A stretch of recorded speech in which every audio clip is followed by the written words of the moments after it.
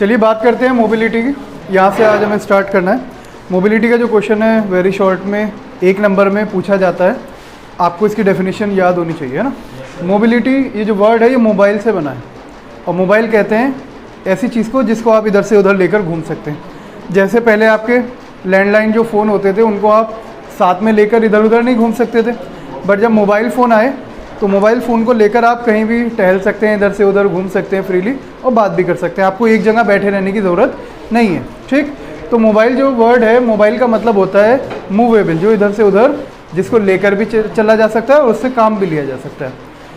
अब यहाँ पर इस मोबिलिटी का क्या मकसद है वर्ड का, तो आप लोग सब जानते हैं जब करंट किसी कंडक्टर के थ्रू पास होता है ना Z, तो उसके अंदर इलेक्ट्रॉन्स मूव करते हैं, तो उन इलेक्ट्रॉन्स के मोशन को ही मोबिलिटी, या उनके अंदर कितना अच्छे से इलेक्ट्रॉन मूव कर पा रहे हैं उसी को मोबिलिटी कहते हैं, ठीक।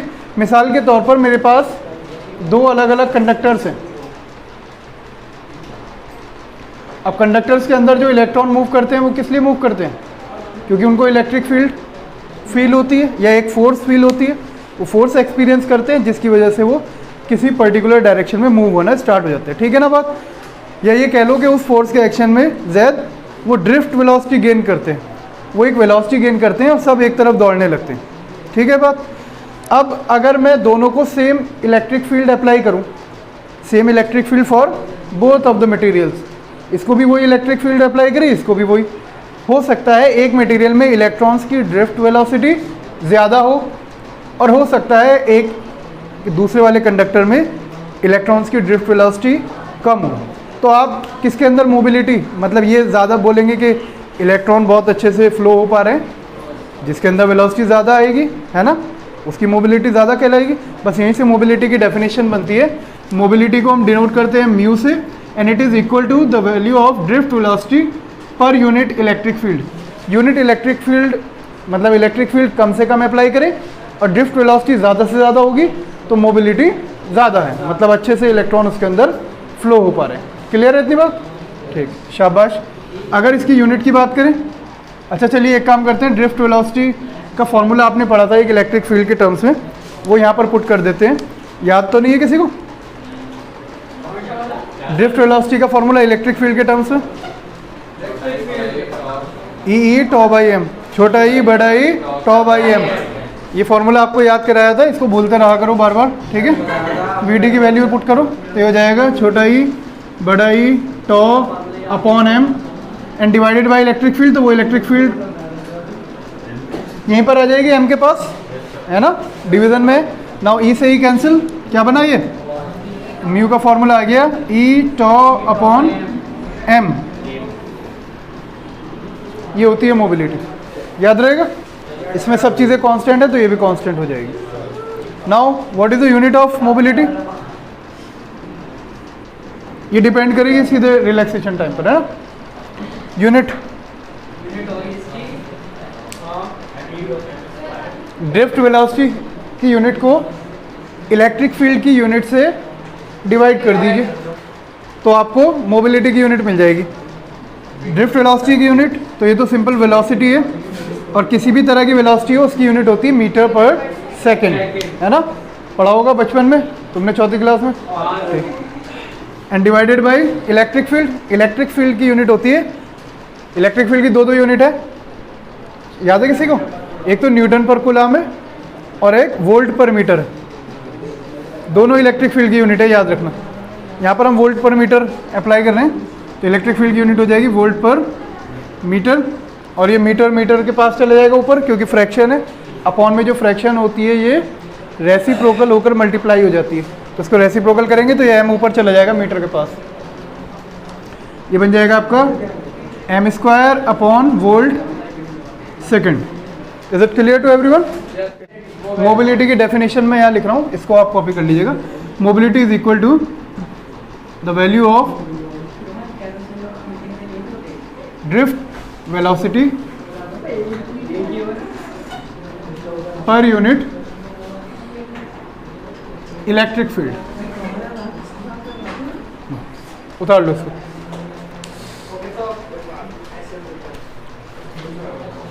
Now limitations of Ohm's law, ये हमारा नया टॉपिक है। इस पर क्वेश्चन आ चुका है बोर्ड एग्जाम में कई बार। तीनों limitation, we have 3 limitation for Ohm's law. Limitation कहते हैं किस चीज़ को है, ये पता है किसी को? लिमिटेशन कमी है, एक लिमिट होती है देखो हर चीज़ की, है ना, कि वहाँ तक आप उसको अच्छे से फॉलो कर सकते हैं, बट उस लिमिट को क्रॉस अगर आप करेंगे then you can not follow that.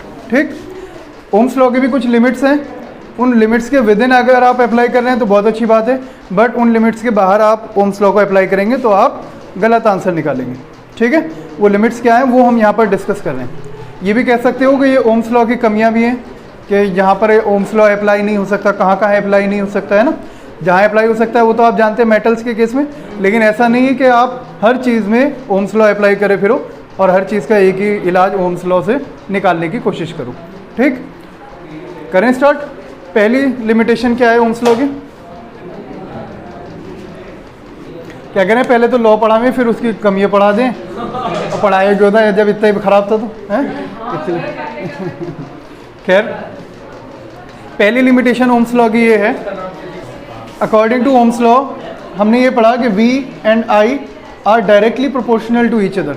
Whenever two variables are directly proportional to each other, if we draw a graph between these two variables, V और I के बीच में अगर आप ग्राफ बनाएंगे तो it will be a Zoom, क्या था? Straight line. ठीक, अगर आप V और I, VI नहीं बल्कि इसको यार, हाँ सुनो ना भाई, इससे मत काटियो, बहुत महंगा तार है। अगर आप V और I के बीच में ग्राफ बनाएंगे तो V और I के बीच में जो ग्राफ आएगा वो एक स्ट्रेट लाइन ग्राफ आएगा। ठीक, क्लियर है ये बात? लेकिन ये किताबी बात है और ये छोटे वोल्टेजेस के लिए एप्लीकेबल है, बट एक्चुअल में when you take a conductor and apply voltage across it, और आप डिफरेंट वोल्टेजेस पर डिफरेंट वोल्टेजेस पर अगर आप करंट की वैल्यू को नोट डाउन करके एक ग्राफ वाकई में ड्रॉ करने की कोशिश करेंगे तो वो ग्राफ बिल्कुल स्ट्रेट लाइन नहीं आएगा। शुरुआत में स्ट्रेट चलेगा बट हायर वोल्टेजेस पर जाकर वो अपने स्ट्रेट लाइन को छोड़ देगा। मतलब V directly proportional to I जो है वो परफेक्टली डायरेक्टली प्रोपोर्शनल नहीं होता, वोल्टेज बढ़ने पर हायर वोल्टेज पर वो अपनी स्ट्रेट लाइन से थोड़ा सा भटक जाता है। ठीक है भाई, याद रहेगा सबके? मतलब एक्चुअल में अगर ग्राफ बनाए to कुछ ऐसा, शुरुआत में स्ट्रेट लाइन, देन थोड़ा बेंड होना स्टार्ट हो जाएगा ऊपर की तरफ। ठीक है, इसको आप बुक से लिख सकते हैं, V ceases to be proportional to I। Voltage जो है वो थोड़ा सा भटक जाता है, बिल्कुल परफेक्टली प्रोपोर्शनल नहीं होता I के। ठीक है, इसमें बहुत सारे फैक्टर हो सकते हैं। देखो, टेम्परेचर डिपेंडेंस है, और जब हम प्रैक्टिकली किसी चीज़ को ऑब्जर्व करते हैं तो वो चीज़ बिल्कुल थियोरेटिकल चीज़ से एग्जैक्टली मैच नहीं करती, क्योंकि प्रैक्टिकली करने में और थियोरेटिकल करने में बहुत सारी कंडीशंस का फ़र्क आ जाता है। आपने जब किसी चीज़ को कॉपी पर सॉल्व किया, आपने कोई टेम्परेचर कंसीडर नहीं किया, अदर फैक्टर्स हैं वो आपने कंसीडर नहीं किए। हो सकता है जब आप प्रैक्टिकली उसको एक्चुअल में करने बैठें तो वो सारी कंडीशंस अप्लाई हो जाएं। ठीक, उन सारी कंडीशंस की प्रेजेंस में एक्चुअल में ये ग्राफ अपनी स्ट्रेट लाइन से थोड़ा सा भटक जाएगा। बात समझ में आई? Yes sir.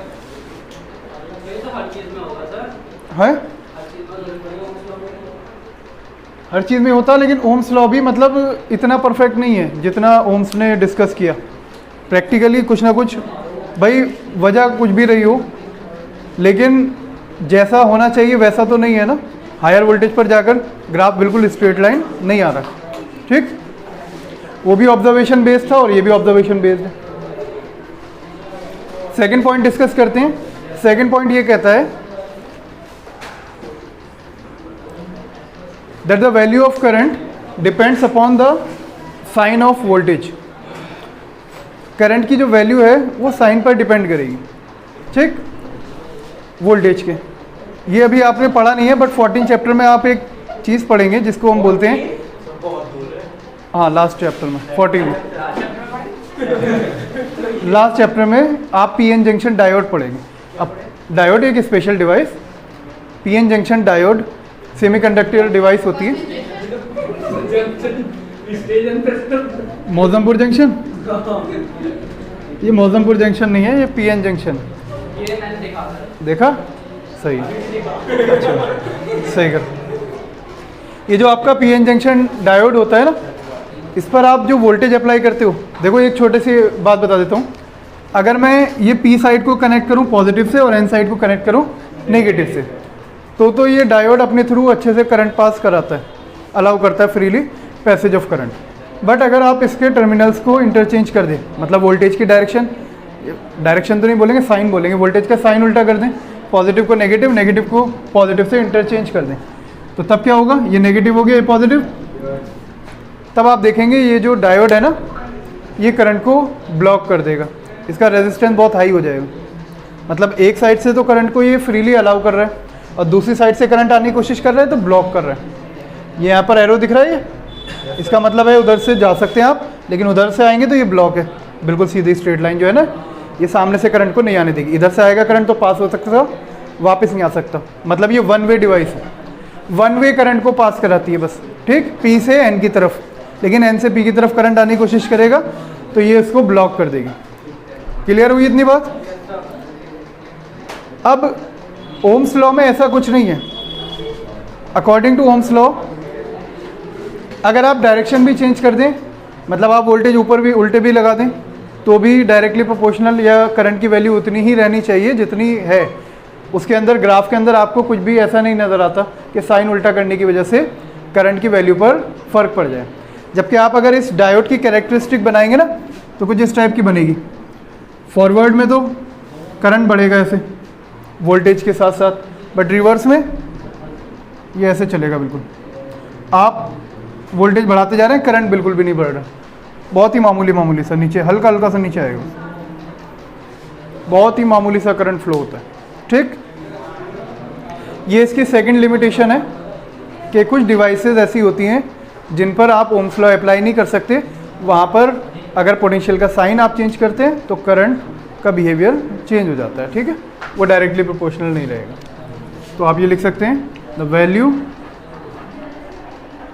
Of current depends upon the sign of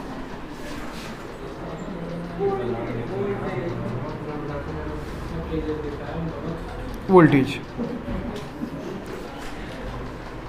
तीसरी चीज़ है, for some materials the graph between V and I, अगर आप वोल्टेज और करंट का ग्राफ बनाएंगे तो आपको यूनिक ग्राफ नहीं मिलेगा।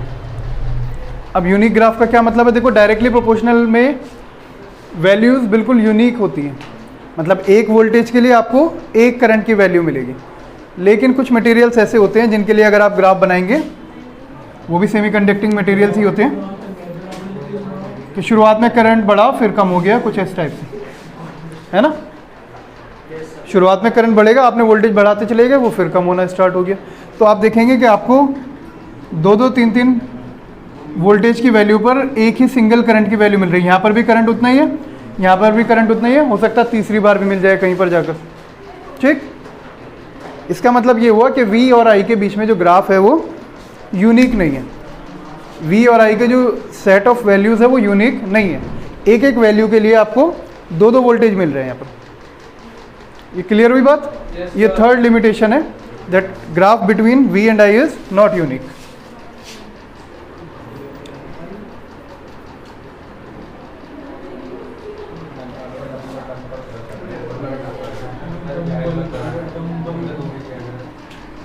यहाँ पर लिख देता हूँ, in case of P N diode,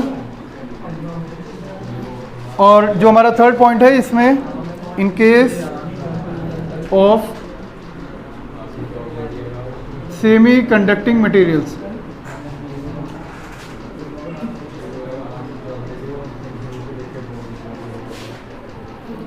graph between V and I is not unique, ठीक। These 3 points are also written on page number 101 in NCERT book. NCERT book में पेज नंबर 101 पर तीनों ग्राफ दिए हुए हैं और तीनों पॉइंट्स लिखे हुए हैं, इनको आप वहाँ से लिख सकते हैं, ठीक है।